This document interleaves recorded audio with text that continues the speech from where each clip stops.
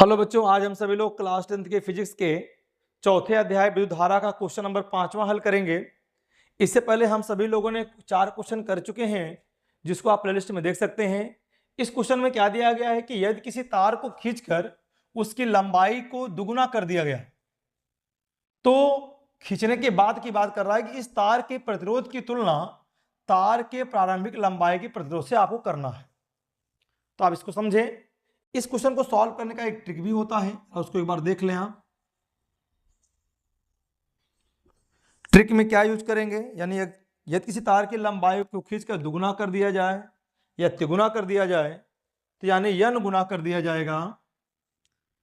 n गुने की बात कर लें तो बाद का जो खींचने के बाद का जो प्रतिरोध आएगा, खींचने के बाद का जो प्रतिरोध आएगा वो प्रारंभिक प्रतिरोध का हो जाएगा n स्क्वायर गुना यहां से आप इजी वे में क्या कर सकते हैं, अगर यहां से R2 के बटे में R1 का मान निकालें तो जाएगा n स्क्वायर के डिवाइड बाई 1। प्रश्न में कभी कहता है 2 गुना, कभी कहेगा 3 गुना, तो बस यहां सिंपल से n का मान रखते जाएंगे, आपको आंसर मिलता जाएगा।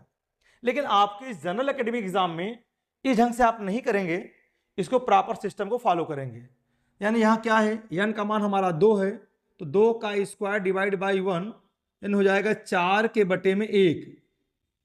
यानी यहां से आ जाएगा R2 रेशियो R1 का मान कितना आया, 4:1, 4:1। लेकिन आप एग्जाम में, एकेडमिक एग्जाम में कैसे करके रखेंगे, देखें इसको आप। इसका सॉल्यूशन, प्रॉपर सॉल्यूशन आप इसको देखें किस ढंग से करेंगे इसको।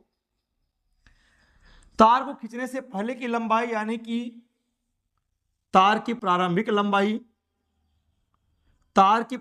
लंबाई को चलो हम लोग बोल देते हैं L1। खींचने की बाद की लंबाई को बोल दिया गया L2, इसको चलो हमने बोल दिया अंतिम लंबाई, इसको बोल दिया गया L2। प्रश्न के हिसाब से क्या बोला गया है, जो L2 का मान है वो 2 टाइम्स L1 के बराबर, दुगुना कर दिया गया। आप जानते हैं कि जब भी तार को खींचा जाता है, तार का आयतन नहीं बदलेगा, उसके अनुप्रस्थ काट का क्षेत्रफल बदल सकता है, लंबाई बदलेगा, लेकिन आयतन नहीं बदलेगा। तो यानी आयतन जो है यहां पर कांस्टेंट होगा, आयतन नहीं बदलेगा। तो आयतन हमारा होगा नियतांक। आयतन क्या होगा, हमारा नियतांक। और आयतन को निकालने के लिए हम लोग A इंटू एल का यूज करते हैं, बराबर नियतांक। यहां पे 2 कंडीशन है, तो हम बोलेंगे A1 L1 बोल देंगे इसको। क्या बोल देंगे, A1 L1 बराबर A2 L2।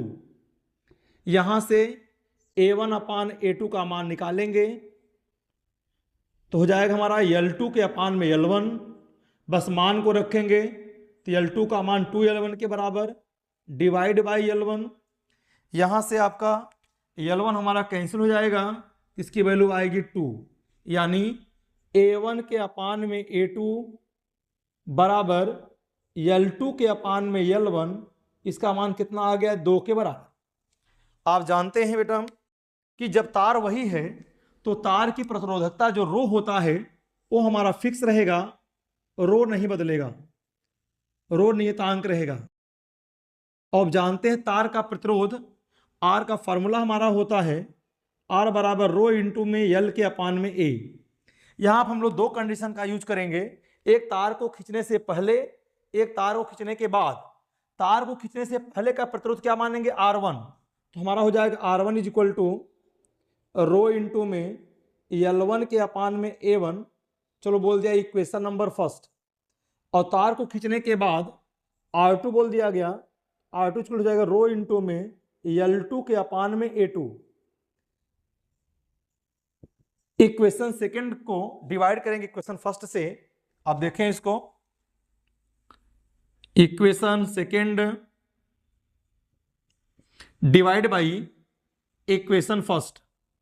लेफ्ट का लेफ्ट में, राइट का राइट में, तो क्या मिल जाएगा यहां से, यह हमारा R2 है तो R2 के बटे में R1, R2 और R1 में रो हमारा कैंसिल हो जाएगा, बाकी R2 का मान कितना दिया गया है, L2 के अपान में A2 whole divide by L1 के अपान में A1, मतलब इसका रिवर्स मल्टीप्लाई होगा, तो क्या हो जाएगा यहाँ से A1 के अपान में L1, A1 A2 को साथ में रखिए तो क्या मिल जाएगा R2 के अपान में R1 is equal to A1 के अपान में A2 मल्टीप्लाइड बाई L2 के अपान में L1। आप यहां देख पा रहे हैं A1 अपान A2 का मान भी 2 है और L2 अपान L1 का भी मान 2 है, तो यहां रखेंगे तो जाएगा हमारा क्या R2 अपान में R1 is equal to 2 into 2 divide by आप 1 बोल सकते हैं, 2 दूना 4, 4 के बटे में 1। तो आप यहां देख पा रहे हैं R2 यानी खींचने के बाद का प्रतिरोध, R1 तार की प्रारंभिक लंबाई का प्रतिरोध, दोनों का रेशियो कितना आ गया 4:1। इस ढंग से आप एग्जाम में करके रखेंगे, इसको अपनी कॉपी में नोट कर लें, इसको अभ्यास कर लें, रिपीट कर लें। इस तरह से हमारा ये कंप्लीट हुआ क्वेश्चन नंबर 5।